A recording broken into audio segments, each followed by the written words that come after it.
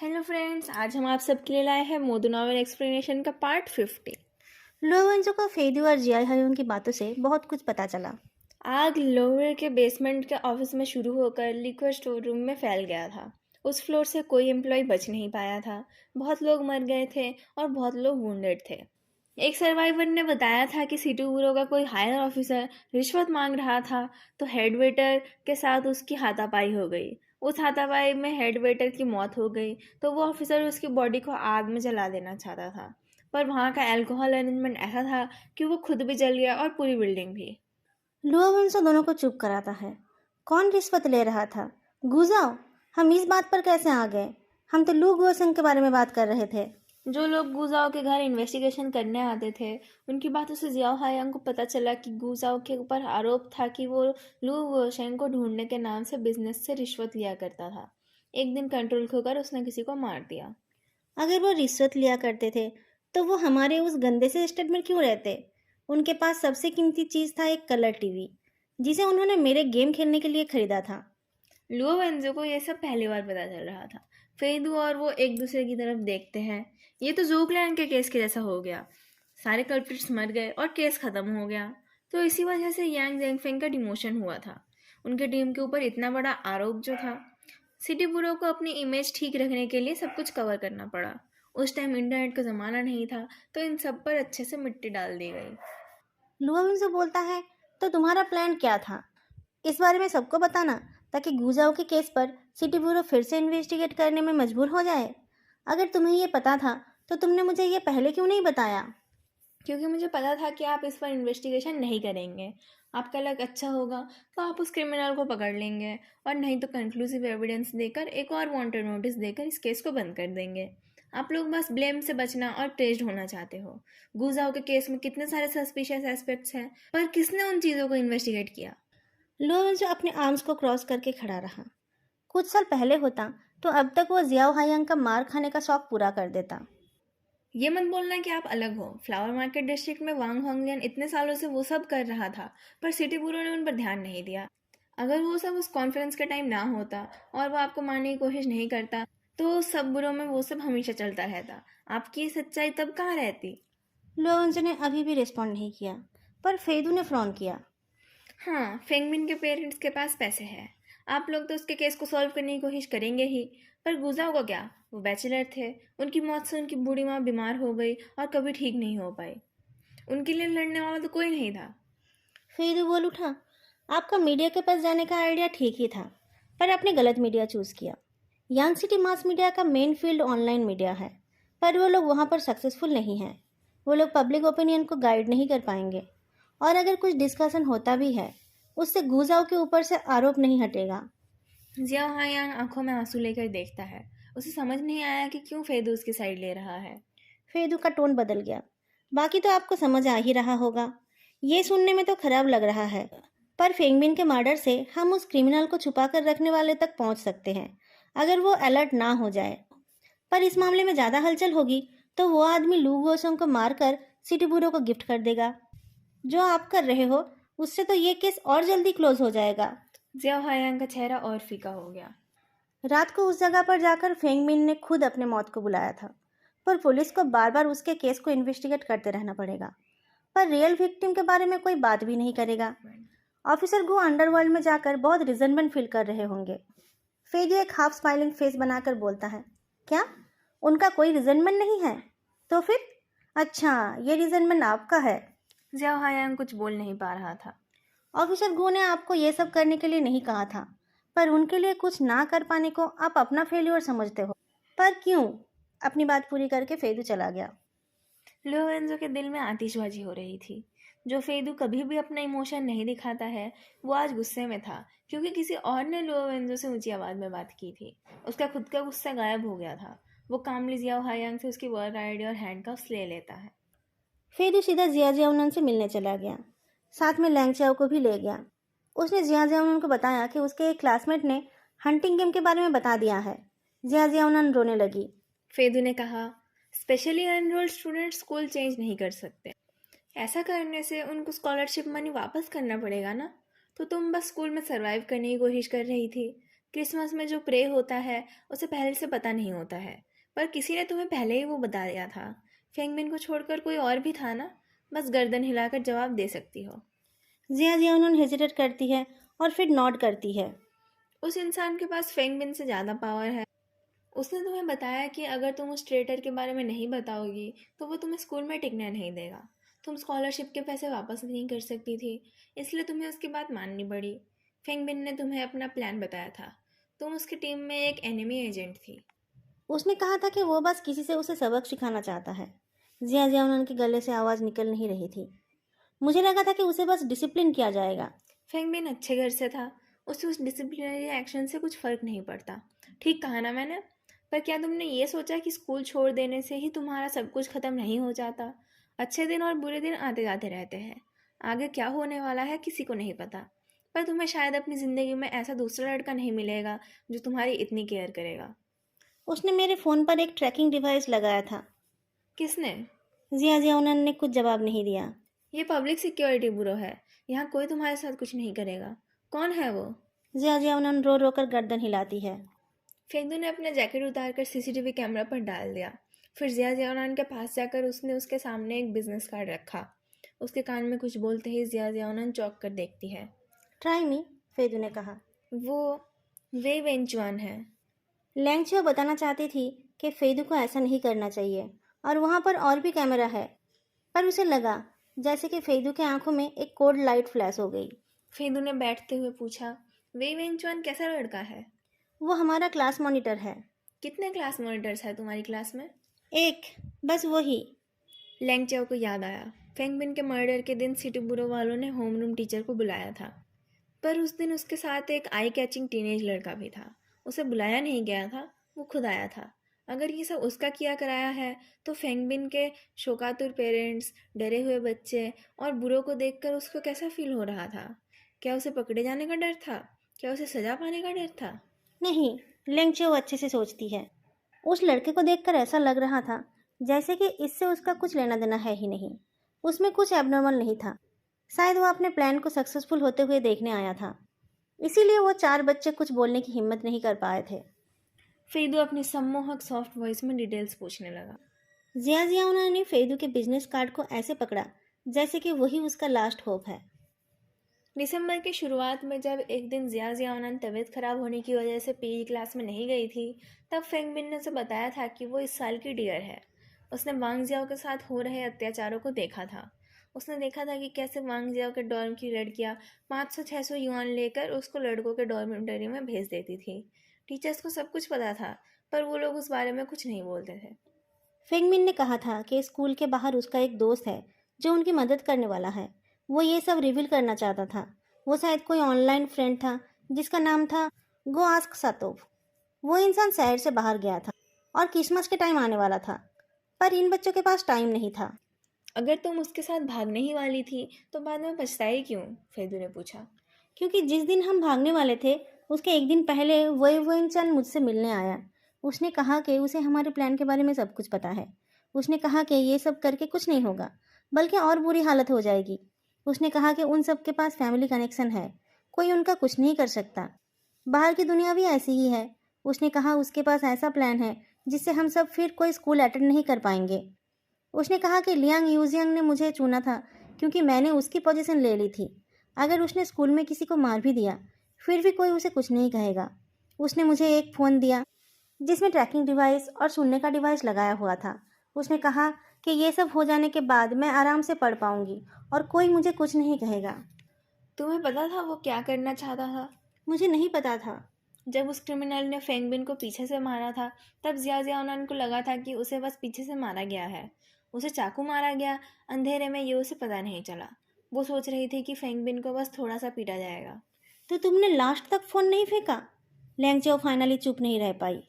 फिर उन्हें धीरे धीरे जिया जियाउनान से उस रात की सारी डिटेल्स निकाल ली। डेड एंड में पहुंचकर फेंगबिन ने जिया जियाउनान को एक डस्टबिन में छुपा दिया। अंदर बैठकर वो बस फेंगबिन की चीखें सुन रही थी। थोड़ी देर बाद उसकी चीखें बंद हो गई और कुछ भारी चीज़ों के गिरने की आवाज़ सुनाई दी। फिर उस कातिल ने जिया जियाउनान से उसका फ़ोन और वॉलेट छीन लिया। ऑब्जर्वेशन रूम से ये सब देखते हुए लुओ वेंजो ने तावरान को कॉल किया। उन सारे बच्चों को बुरो बुलाओ और उन सब टीचर्स को भी जो डॉर्मिटरीज के जिम्मेदारी में है, और स्कूल मैनेजमेंट को भी। यूफिन मिडिल स्कूल के स्टूडेंट्स पर अब्यूज़ और सेक्सुअल असॉल्ट का आरोप है। फ़ोन रखकर लुओवेंजो वो ऑडियो बुक खोलता है। इस हफ्ते रिसेटेंट ने जो टॉपिक सबमिट किया है वो है demon space through the empty night demons.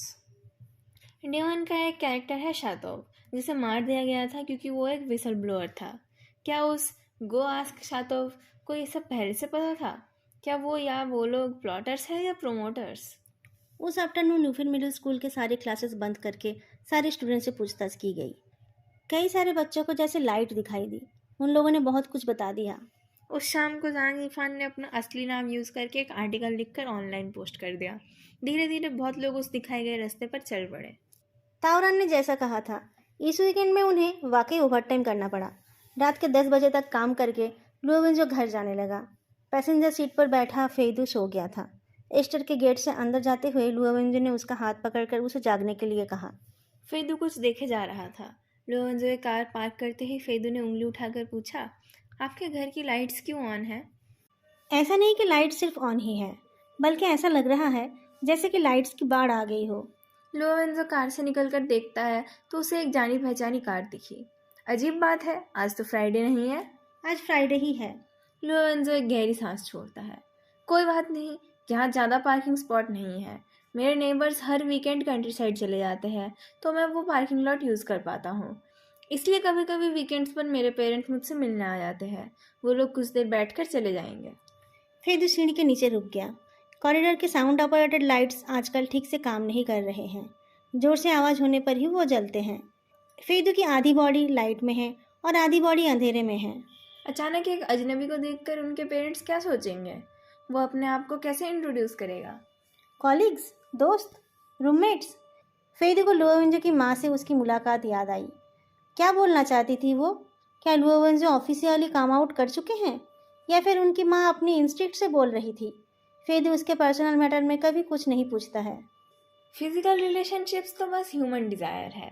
Lorenzo के साथ उसका रिलेशनशिप अनक्लियर है, और हर एक स्टेप में ये और कंफ्यूजिंग हो रहा है। वो अपना सारा काम प्लान करके ही करता है, पर इस रिलेशनशिप में वो बिल्कुल अनप्लान्ड है। अगर आगे कुछ गलत होता है तो उसके लिए वो प्रिपेयर्ड नहीं है। लुओवेंजो पीछे मुड़ता है। क्या हुआ? उसकी आवाज़ सुनकर नहीं लगा कि कोई प्रॉब्लम है। आपके पेरेंट्स आए हैं, क्या मेरा अंदर जाना ठीक होगा? लुओवेंजो के एक्सप्रेशन देखकर कुछ समझना बहुत मुश्किल है, और उसकी फीलिंग्स जितनी जेन्युइन होती है उतना ही उसका फेस एक्सप्रेशनलेस रहता है। उसने कहा, उनको पता है कि तुम यहाँ हो। वो लोग हॉस्पिटल में तुमसे मिलने भी आए थे, पर तुम उस टाइम ठीक से होश में नहीं आए थे। और तुम्हें याद है ना, मॉम तुम्हारे लिए खाना भी लाई थी। फिर वो रिलैक्स्ड हो गया। उसे लगा उसे लोरेंजो की बात समझ आ गई। उसके पेरेंट्स के लिए फेदू वो इंसान है जिसने उनके बेटे की जान बचाई है। फेदू का कोई नहीं है, इसलिए शायद वो यहाँ रह रहा है।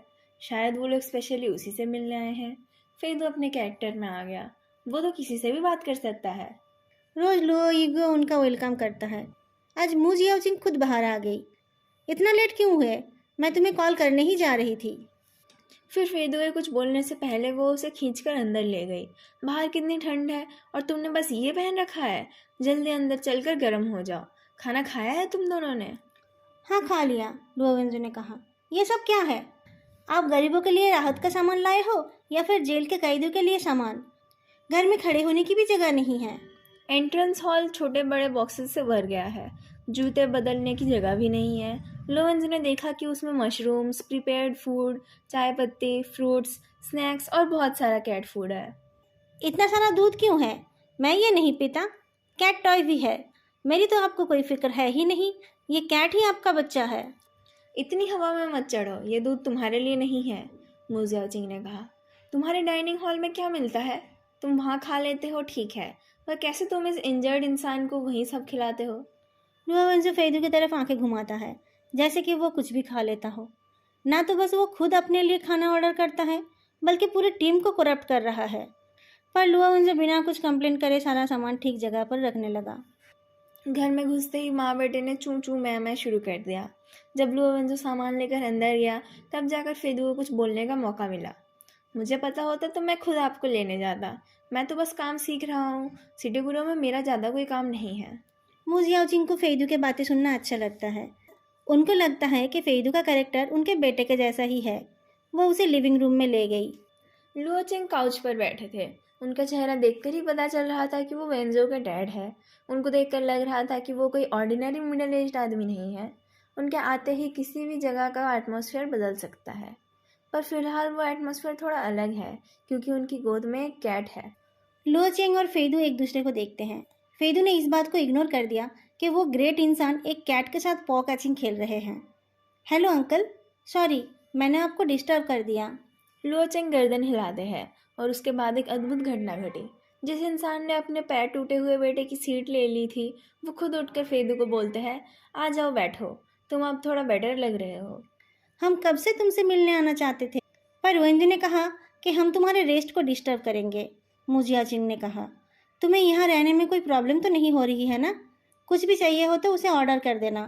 फेदू ने कहा, शीजियांग बहुत अच्छे से मेरा ध्यान रखते हैं। सीजिंग सुनकर मुजिया चिंग को मजा आया। लुओ वेंजो ने वरीडली लिविंग रूम की तरफ झांका तो उसने देखा कि हाई मेंटेनेंस फेदू और उससे भी हाई मेंटेनेंस लुओ चिंग अच्छे से बात कर रहे हैं। जब वो लोग जाने लगे तो मू जियाओचिंग ने कहा, तुम अंदर ही रहो। वेंजो तुम बड़े हो, तुम्हें थोड़ा और रिस्पॉन्सिबल होना चाहिए। सुनाई दिया तुम्हें? लुओ चेंग ने काइंडली कहा, मैंने सुना कि तुम्हारे पेरेंट्स नहीं हैं। तुम्हें कभी भी कोई भी प्रॉब्लम हो तो तुम हमारे पास आ जाना। मू जियाओचिंग ने हाथ हिलाकर बाय किया और अपने हाथों को गर्म करने के लिए लुओ चेंग के पॉकेट में डाल दिया। एक बड़ी सी मुस्कान के साथ उन्होंने कहा, हमारा बेटा तो हमेशा से ही हार्टलेस है। पता नहीं कितने साल बाद मैंने उसे रोते हुए देखा। लुओ वेंजो ने इंटरप्ट किया, फिर मिलेंगे कहकर उसने डोर बंद कर दिया। लिविंग रूम बिल्कुल शांत हो गया। दोनों बूढ़े लोग अपने आप को संभाल नहीं पाए और फेदू से मिलने आ गए। शुरू में तो सब ठीक ही था, पर बाद में वो ऐसे बात करने लगे जैसे कि वो अपनी डॉटर इन लॉ से बात कर रहे हो। फेदू के दिल में तो ऐसे भी एक मॉन्स्टर रिवीलिंग मिरर है। उसे तो ऐसे भी सब पता चल रहा था। ये लोग उसे और अच्छे से बता रहे थे। लुओ वेंजो नहीं चाहता था कि वो लोग इतनी जल्दी आ जाए, पर अब जब सिचुएशन यहाँ तक पहुँच ही गया है तो वो फेदू के रिएक्शन को जानने के लिए बेताब हो रहा था। उसे डर भी लग रहा था, पर सब कुछ क्लियर हो जाना ही बेहतर है। वो लोग बिना बताए आ गए। लोअंजो ने फेदू की तरफ नहीं देखा। मैं तुम्हारे लिए दूध गर्म करता हूँ। एक पैकेट खोलकर कैट बाउल में थोड़ा दूध डालकर वो बाकी के दूध एक कप में डालता है। फिर थोड़ा सा हनी मिलाकर वो उसे माइक्रोवेव में गर्म होने देता है। उसे पता था कि फेदू उसे देख रहा है, पर वो क्या सोच रहा है वो उसे पता नहीं चल रहा था। वो चुपचाप माइक्रोवेव के सामने खड़ा था। जब वो माइक्रोवेव खोलकर दूध निकालने जा रहा था तब फेदू ने उसका हाथ पकड़ लिया। आपने उनको क्या कहा है? शायद उनको कुछ गलतफहमी हुई होगी। लुआविंजो का गला कांप उठा। फेदू मुस्कुराकर उसके कान के नीचे किस करता है। एक हाथ से लुआविंजो के शर्ट के बटन्स खोलते हुए वो बोलता है, मैं डर गया था। क्या आपको मुझे कंपेंसेट नहीं करना चाहिए सीजियम? मेरी टेक्निक्स बहुत अच्छी है, अब ट्राई तो करो। लोवेंजो ने उसकी रिस्ट पकड़ ली। उसे पता था कि फेदू बस सिचुएशन को ठीक करने की कोशिश कर रहा था। अगर वो उसके साथ सेक्स कर लेता है तो दोनों ही ये सब भूलकर पहले की तरह चलते रहते, जब तक सब ठीक ठाक चलता और जब तक ना दोनों अलग होते हैं। लुआविंजो ने फेदू के हाथ को अपने से हटा दिया और फिर उसकी तरफ घूमकर बोलने लगा, मेरे पेरेंट्स हमेशा मेरे बारे में परमिसिव है। अगर मैं कोई गलत रास्ते पे नहीं गया तो उनको इस बात से कोई प्रॉब्लम नहीं है कि मैं किसी लड़की को डेट करूं या लड़के को। मैं कैसे क्या करता हूं उससे उनको कोई मतलब नहीं है। फेदू हैरान होकर देखता है। मिसअंडरस्टैंडिंग वाली कोई बात है ही नहीं। लुआवेंजो का हाथ फेदू के कलाई में टाइट हो गया। वो दोनों तुमसे मिलने ही आए थे। वो ऐसे बात कर रहे थे क्योंकि मैंने उनको फॉर्मली फेदू पैनिक होकर इंटरप्ट करता है, शीजियोंग। बता दिया है कि तुम ही वो इंसान हो जिसके साथ मैं अपनी पूरी ज़िंदगी बिताना चाहता हूँ। फेदू का एक्सप्रेशन बाहर के एटमॉस्फेयर की तरह ठंडा हो गया। वो वैसे ही रह गया। उधर लू ईगो दूध खत्म करके उसके पास आ गया था। उसकी पूंछ के टच से फेदू चौंक उठा। लोवेंजो का आयरन क्लॉ लूज हो गया। फेदू हंसकर उस कैट को देखता है, तुमने डरा दिया मुझे। लोवेंजो के दिल की आग ठंडी पड़ गई। उसे बस राख महसूस होने लगा। ये सही टाइम नहीं था। जब से वो फेदू को घर लाया था उसने सोचा था कि वो बहुत पेशेंस के साथ आगे बढ़ेगा, पर वो अपने आप को रोक नहीं पाया और आज उसके पेरेंट्स ने बाकी का कसर पूरा कर दिया। पर अब वो वापस नहीं जा सकता, उसने सॉफ्ट वॉइस में कहा। तुम्हें बस इतना ही कहना था। फेदू पीछे जाकर डाइनिंग रूम के चेयर में बैठ गया। अपनी उंगलियों से अपने सर को पकड़ते हुए उसने कहा, मुझे लगा था कि आप मुझे समझोगे। क्या समझूंगा? आपने मुझे बहुत बार वार्न किया था ताकि मुझे आपके प्रिजन वैन में बैठना ना पड़े। मैंने उसके लिए तुमसे माफ़ी भी मांगी है। लुआवन जो दूध के कप को टेबल के ऊपर फेदू की तरफ पुश करते हुए बोलता है। तुम्हें और भी किसी बात की नाराज़गी है? फिर तो बहुत कुछ बोलना चाहता था पर समझ नहीं पा रहा था कि कहाँ से शुरू करे। बहुत देर बाद उसने अपना सर उठाया। आपको माफ़ी मांगने की ज़रूरत नहीं है। मैं अपने डैड को मार नहीं पाया क्योंकि मैं उस लायक नहीं था। जब आप उन पर इन्वेस्टिगेशन कर रहे थे तब जिस दूसरी पार्टी के बारे में आपको पता चला था वो लोग मेरे ही आदमी थे। पर जैसे ही आपने इन्वेस्टिगेशन बंद कर दिया वो सारे लोग एक रात में गायब हो गए। ये उनका वार्निंग था कि मैं उतना स्ट्रांग नहीं हूँ। मैं उस वजह से रुक गया, किसी मॉरल या लीगल रीज़न से नहीं। लुआवन का दिल बैठने लगा। तो क्या? आप इतने सालों से एक फ्रंट लाइन पुलिसमैन हो। आपने करीबन 1000 साइकोपाथ तो देखे ही होंगे। आपको अपने इंस्टिंक्ट पर भरोसा करना चाहिए। मैं एक ऐसा इंसान हूँ जिसके ब्रेन में गड़बड़ है, जो ऑर्डिनरी ह्यूमन इमोशंस को समझ नहीं पाता है, जो लॉन्ग टर्म रिलेशनशिप बनाने के लायक नहीं है, शायद प्यार को समझने के लायक भी नहीं है। लुआवन दीवार के सहारे खड़ा था। उसके सर के ऊपर वॉल क्लॉक टिक टिक कर रहा था। ये क्लॉक बहुत दिनों से खराब था। फेदू ने ही उसे खोलकर ठीक किया है। उसने कहा, अगर तुम्हें मुझ में उस टाइप का इंटरेस्ट नहीं है तो तुम वो क्लियरली बोल सकते हो। फेदू ने अपना मुंह खोला पर बिना कुछ बोले ही चुप हो गया। जिंदगी भर साथ रहना, इन शब्दों का भार उसका दिल सह नहीं पा रहा था। उसका इंस्टिंक्ट उसे भाग जाने के लिए बोल रहा था। बहुत मुश्किल से वो अपने आप को ठीक रख रहा था। उसे ज़िंदगी भर का मतलब समझ नहीं आ रहा था। कुछ देर बाद उसने कहा, आई एम सॉरी। तो तुम मुझे बार बार प्रोवोक क्यों कर रहे थे? लुओवन धीरे से पूछता है। मैंने तुम्हें बहुत बार मना किया था, फिर भी तुम क्यों? ये सब बोलने का कोई फ़ायदा नहीं है। ये रियलाइज़ करते ही लुओवेंज़ो चुप हो गया और फिर उसने अपने स्टडी में जाकर धड़ाम से डोर क्लोज कर दिया। लुओ युगिया चौंक गया और दौड़कर डाइनिंग टेबल पर चढ़कर फेदू के पास आ गया। फेदू स्टैचू की तरह बैठा रहा। उसका दिल और दिमाग बिल्कुल खाली सा लग रहा था। बहुत देर बाद उसे अपनी ही कही हुई बात याद आई। पर तुम्हें शायद अपनी ज़िंदगी में ऐसा दूसरा लड़का नहीं मिलेगा जो तुम्हारी इतनी केयर करेगा। लुओवन उसके लिए शायद एक एक्सीडेंटल लक है, जो जिंदगी में एक बार ही हो सकता है। बाद में जिंदगी में उसके पास बस इन चंद पलों की यादें ही रहेगी। कोई बात नहीं, अच्छे पलों की यादें शॉर्ट ही होती है। उसने अपना हाथ बढ़ाया तो लुईगो पीछे हो गया, पर धीरे धीरे वो फेदू के पास आकर उसका हाथ सूंघने लगा और फिर उसके हाथ में अपना सर घींचने लगा। फेदू ने धीरे से उसके पीठ पर हाथ रखा और उसका पीठ सहलाने लगा। तो एक कैट ऐसा होता है? ये कितना सॉफ्ट और गर्म है। उसकी बॉडी में हाथ रखकर उसके दिल की धड़कन और सांसों का चलना समझ आ रहा है। लुओ युगे ने आराम से आंखें बंद कर ली और हल्के से पर करने लगा। उसे सोने में ज़्यादा टाइम नहीं लगा। फेदू ने उससे हाथ हटाकर अपना फ़ोन ले लिया। स्टडी रूम के डोर पर उसने 3 बार नॉक किया। इतने दिनों से मेरा ध्यान रखने के लिए शुक्रिया। लुओ ने कुछ जवाब नहीं दिया। फेदू अपना कोट और स्कार्फ उठाकर डोर की तरफ जाने लगा। आज रात आसपास के किसी होटल में रहकर वो कल अपना अपार्टमेंट साफ करा लेगा। एक वार्म होम को छोड़कर इतनी ठंड में बाहर जाने का सोचकर ही उसके हाथ पैर ठंडे होने लगे। उसने बस कोट को अपने ऊपर डाला ही था जब स्टडी का दरवाजा आवाज करके खुल गया। लुओ युगे चौंक कर नींद से उठ गया और चीखते हुए सेकंड बेडरूम के अंदर चला गया। फेदू को कुछ समझने से पहले ही लुओवेंजो ने उसे दीवार पर प्रेस कर दिया। मेरे बस 2 ही सवाल है। फर्स्ट, अगर तुम्हें मेरी परवाह है ही नहीं तो उस रात मुझे बचाने के लिए तुमने मुझे गाइड क्यों किया था? सेकंड, अगर तुम एक साइकोपाथ हो जिसे प्यार और नफरत समझ नहीं आती तो तुम्हारे बेसमेंट में एमेटिक्स और इलेक्ट्रिक शॉक डिवाइसेस क्यों हैं? मैं इतने सालों से एक फ्रंटलाइन पुलिसमैन हूँ।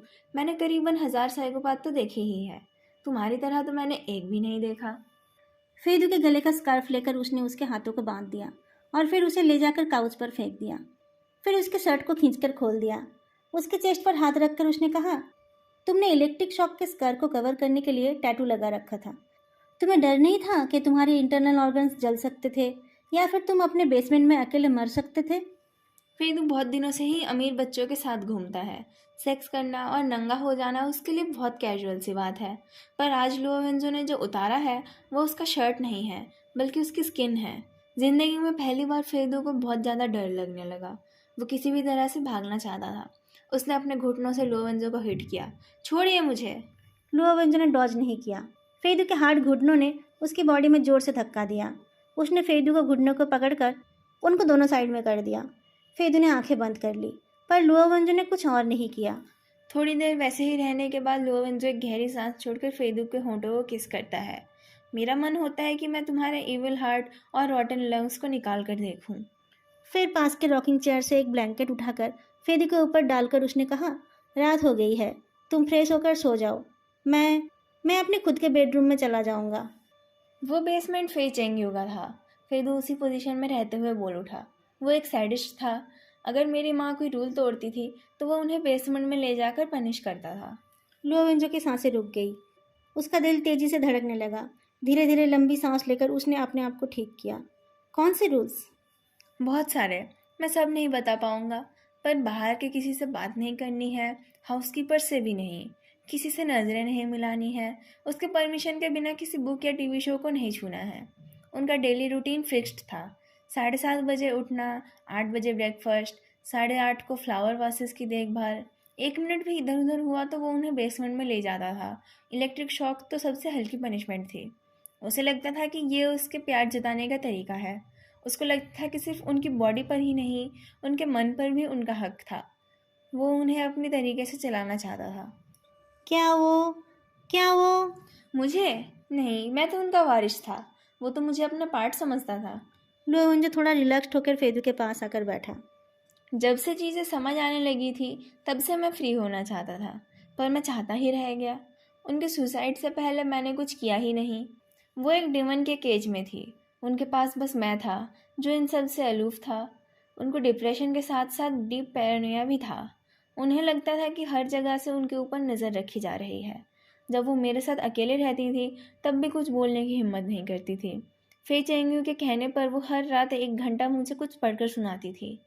2 साल तक वो अपनी बातों को बुक्स के टॉपिक के साथ मिलाकर बोलती रही। वो मुझे फ्रीडम का मतलब समझाती रही, पर मैं शायद उन बातों से इंडिफरेंट रहता था।